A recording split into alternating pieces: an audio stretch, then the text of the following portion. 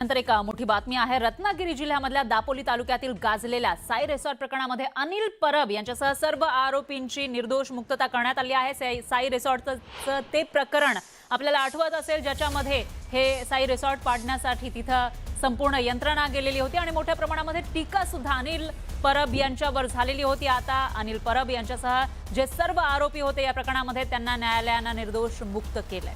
गेल्या 2-3 वर्षांपासून हे प्रकरण राज्यभर गाजत होतं। भाजप नेते किरीट सोमय्या यांनी देखील अनिल परब यांच्यावर या प्रकरणावरून जोरदार राजकीय टीका केली होती आणि या प्रकरणात तत्कालीन उपविभागीय प्रांताधिकारी, महसूल अधिकारी आणि मुरुड इथले सरपंच यांच्यावर भारतीय दंड विधानातील विविध कलमांखाली तसंच भ्रष्टाचार प्रतिबंधक कायद्याअंतर्गत गुन्हा दाखल करण्यात आलेला होता। आरोपांबद्दल जो पुरावा पाहिजे तो कोणताही पुरावा नव्हता।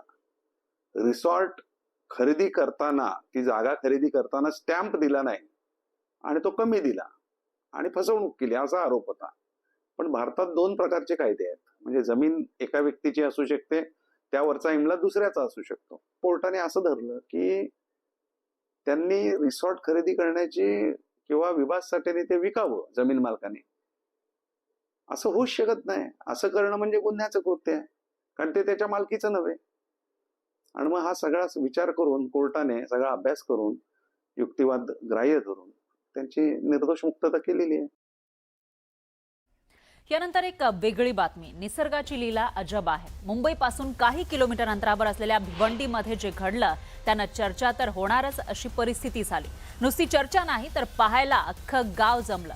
भिवंडी तालुक्यामधल्या साईगाव इथं आंब्याच्या झाडाला आंब्यासोबतच सीताफळ लागलं। आता आंब्याच्या झाडाला सीताफळ आल्याचं पाहून अख्खं गावच इथं पाहायला जमलं। हे असं झाल्यामुळे सगळ्यांनीच आश्चर्य व्यक्त केलंय।